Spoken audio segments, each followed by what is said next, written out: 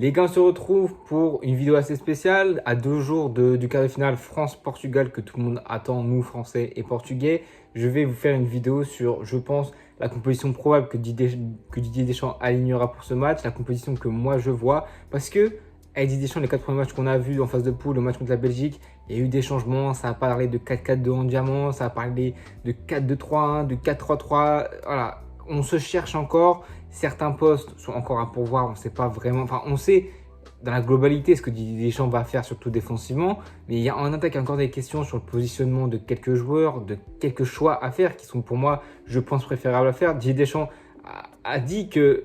On a vu Jules Koundé finir homme du match. Il a dit vous critiquez Jules Koundé, mais vous voyez bien que Jules Koundé, on le critique. Au final, c'est un des meilleurs latéral droit de cet Euro. Il a fait un match incroyable, encore homme du match contre la Belgique. Ronald Colomani, on le critique aussi, mais quand il rentre, certes, ça frappait éclaté, dégueulasse. Normalement, elle n'est même pas cadrée. Heureusement que Vertonghen il est là pour le mettre contre son camp, mais voilà. Didier Deschamps, moi, c'est un sélectionneur, un entraîneur que j'aime bien, qui fait des choix osés, qui n'a pas peur de se mettre le monde à dos. Et c'est ça que moi j'attends, un entraîneur qui a du cran, pas comme Gary Southgate qui ne veut pas changer son plan de jeu, qui a une idée qui reste en tête. Voilà, comme certains sélectionneurs qui n'arrivent pas à changer leur principe de jeu et à tout simplement évoluer leur qualité de jeu. Tout simplement, ils ont des joueurs qui ne marchent pas. Sous moi-même, on a vu Griezmann qui n'a pas fait un bon match avec des premiers matchs. Didier Deschamps, il fait quoi? Il le met sur le banc et on voit que contre la Pologne, ça a été un petit peu mieux sans Griezmann. Là, il a remis. Donc bon, voilà. On a commencé à 4-2-3 pour les deux premiers matchs. Je crois, il me semble, pour les deux premiers matchs contre l'Autriche et les Pays-Bas, pardon, c'était le double pivot. De toute façon, là, que ce soit Mac-Maignan et les 4 derrière, depuis du premier match jusqu'à ce match contre la Belgique, ça n'a pas changé. Mac-Maignan, latéral droit Jules Koundé, charnière Saliba, Upamecano qui marche superbement bien et Théo Hernandez sur le côté gauche. Il n'était pas là, Théo Hernandez à un moment donné, il était remplacé à la mi-temps, il me semble, je crois par Ferland Mendy et encore. Non, même pas, non, il a joué tous les matchs Hernandez et la quasi-totalité des minutes, il les a tous joués. Donc voilà. La base défensive, elle est là, elle est solide et elle ne bouge pas. Par contre, c'est dans ce milieu de terrain où ça commence à bouger. On a commencé 2-3-1 avec double pivot Rabiot-Kanté. La ligne de 3, Griezmann en numéro 10 qui bouge un petit peu partout. Mbappé côté gauche et Dembélé côté droit. Marcus Thuram numéro 9 et sans ballon. C'est Kylian Mbappé tout seul dans un rôle de 4-5-1 où tu as Marcus Thuram qui défend au milieu gauche. Tu as le milieu à 3, Rabiot, Griezmann, Kanté. Et à droite, tu as Dembélé, ce qui te fait 5 milieux. Et Mbappé tout seul parce qu'on sait qu'il n'aime pas défendre. On a fait ça le premier match. Après, contre la Pologne, Griezmann était sur le banc de touche. Du coup, c'était un 4-3-3 plutôt basique, classique. Où voilà, on avait un milieu Kanté, Rabiot, Tchouaméni qui avait assez bien marché. Même si Tchouaméni, c'était coup-ci, coup-ça. J'aimerais voir comment Vinga est incorporé. On le verra pour le prochain match contre le Portugal. Il aurait une chance, je pense. Et on a eu en attaque, c'était Dembélé, Marcus Thuram et... Non, c'était Dembélé, Mbappé et Barcola, justement, Bradley Barcola, qui jouait sa première titularisation avec l'équipe de France et il a montré qu'il méritait d'être titulaire. Et c'est pour ça que moi, je verrais bien. Après, voilà, avec ballon, on sait toujours que c'est souvent la même chose avec l'équipe de France et les équipes modernes, surtout en sélection, mais ainsi un petit peu en club. Voilà, le même système, le 3-2-5, où nous, c'est voilà, Saliba, Upamecano, Tchouaméni à la relance, même si des fois, c'est un petit peu...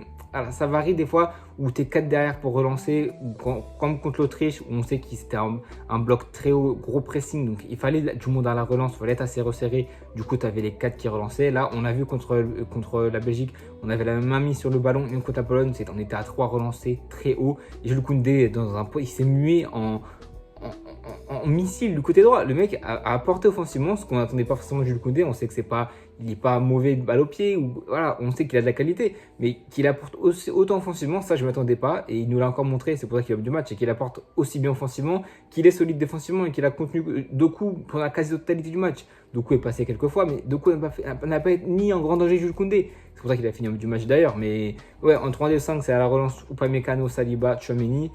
Voilà, 3-2-5, les deux milieux, c'est Kanté, Rabiot. Et après, la ligne de 5, évidemment, c'est Koundé qui longeait ce couloir droit. C'était très intéressant. Griezmann dans le demi-espace, Marcus Thuram numéro 9, Théo Hernandez dans le demi-espace et Kylian Mbappé côté gauche qui bougeait à droite, qui force son jeu. Hein. Mbappé, franchement, il force trop son jeu. Il joue un jeu qui n'est pas le sien. On attend de lui la profondeur, la vitesse, la qualité de percussion et d'élimination. Là, il veut se muer en métronome, en distilleur de ballon, mais ça ne marche pas. Ce n'est pas les qualités premières d'Mbappé.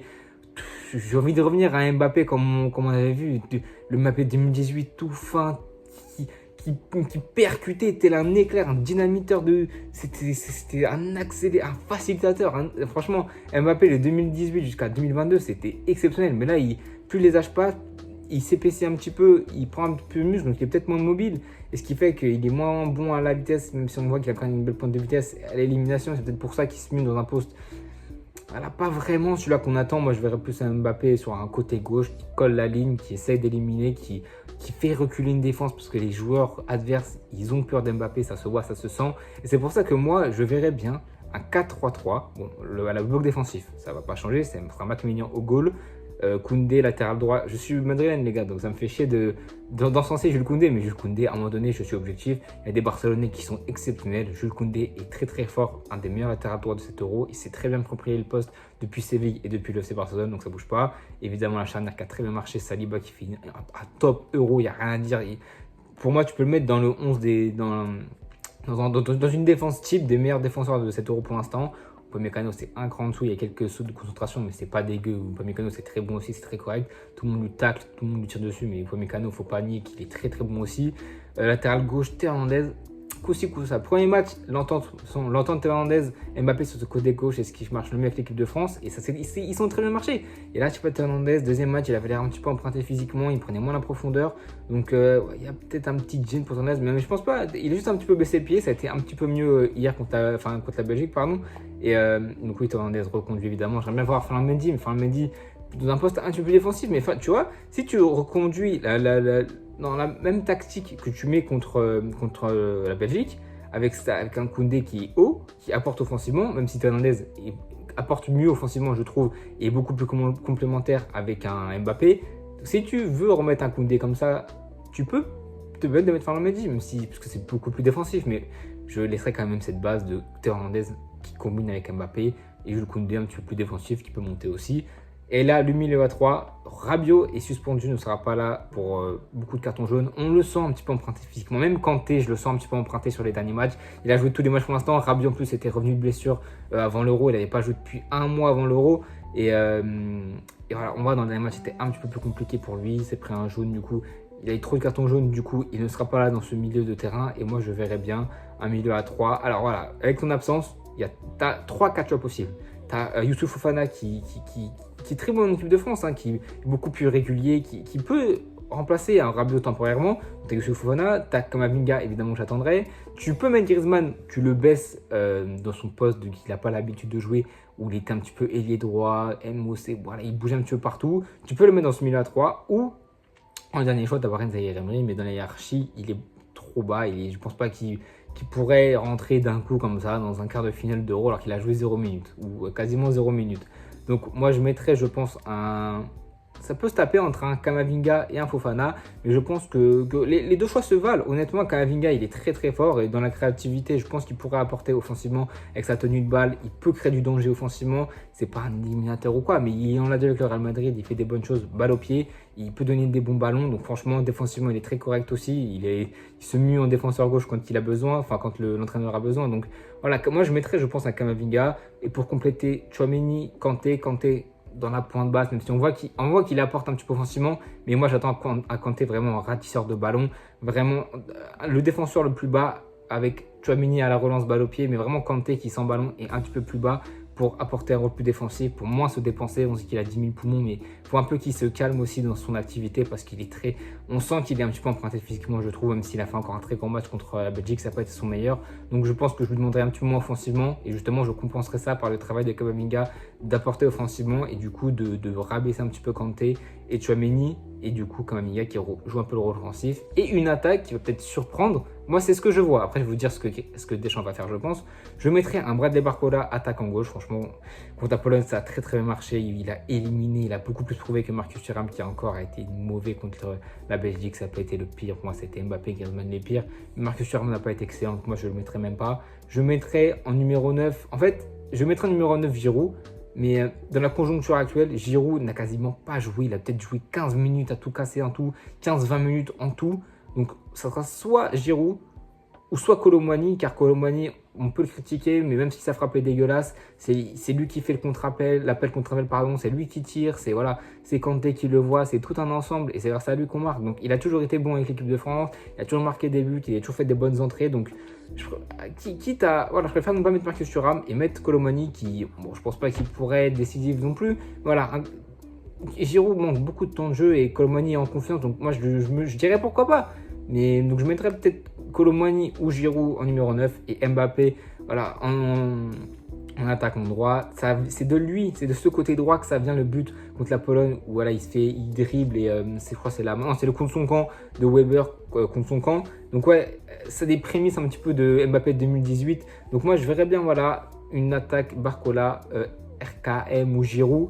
Et Mbappé est dans ce poste de latéral droit qui pourrait, et l'attaquant droit qui pourrait combiner des fois avec Koundé quand il veut monter.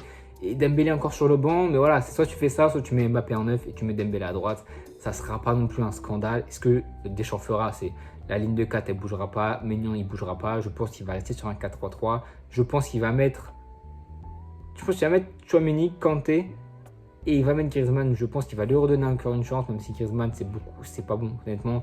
Il a beaucoup moins d'impact sur le jeu, il est beaucoup moins présent, il touche beaucoup moins de ballons, moins dans l'activité, même défensive. Voilà, quand il n'avait pas beaucoup de ballons, quand on subissait, au moins il était là défensivement. Et là, Griezmann apporte pas grand chose dans le jeu, il est quasiment invisible. Certes, il n'a pas aidé contre la Belgique dans un poste où il ne connaît quasiment pas. Il a joué au début en équipe de France dans ce poste, mais il ne le connaît pas vraiment. Donc, je pense que Didier Deschamps, il n'a pas eu peur de mettre en place contre la Pologne, mais là, je pense qu'il va le laisser contre le Portugal. Je pense qu'il a confiance en Griezmann et qu'il mettra Griezmann dans ce milieu à 3 aux côtés de Tchouaméni et de Kanté et qu'il fera une attaque à 3 avec Mbappé à gauche, Thuram en numéro 9 et je pense qu'il va reconduire un Dembélé. Je pense qu'il va faire un truc comme ça.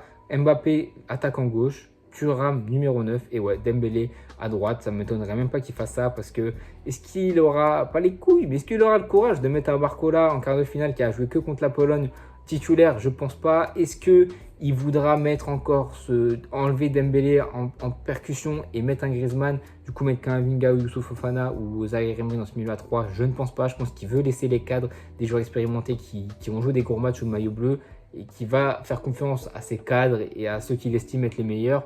Donc je pense pas qu'il mettra Colomani titulaire. Je pense que ça sera ni Giroud ni Colomani. Ce sera encore Marcus Thuram pour faire les efforts défensifs. Et moi je pense que voilà, je pense que l'attaque sera Mbappé, Thuram, Dembélé ou Griezmann et le milieu à 3, Tchouaméni, Kanté. Et voilà, ça dépend de Griezmann encore une fois ou Camavinga. Mais je pense que ça sera soit Griezmann, soit Camavinga dans le milieu à 3. Mais je pense que Youssouf Fofana dans l'hierarchie, un petit peu moins, je crois qu'il n'est même pas rentré alors que Camavinga a fait quelques rentrées de temps en temps. Donc voilà. En tout cas, nous les gars, on se retrouve dans 2 jours pour le débrief de France-Portugal. Moi, j'ai dit que je pense que je vois une victoire de la France. Je ne suis peut-être pas objectif encore une fois. Mais voilà, c'est un autre tournoi qui commence, c'est une nouvelle facette, une nouvelle appréhension du tournoi qui commence, une nouvelle approche pardon, du tournoi. Et c'est là où on est les meilleurs. Donc je pense que voilà, on n'a jamais gagné avec la manière en équipe de France, ou très rarement mis beaucoup de buts. Là, certes, c'est vraiment il y a des grosses carences offensives, mais je pense qu'on peut le faire. Je pense qu'on va le faire, peut-être une victoire 2-1 ou 1-1 et ça va en prolongation et on marque dans les prolongations ou un truc comme ça. La Chatte à Dédé va reparler, en tout cas je l'espère. Nous on se retrouve du coup pour les débriefs de France-Portugal et encore avant à 18h plutôt le débrief de Espagne-Allemagne, la finale avant l'heure. Cette journée est vendredi.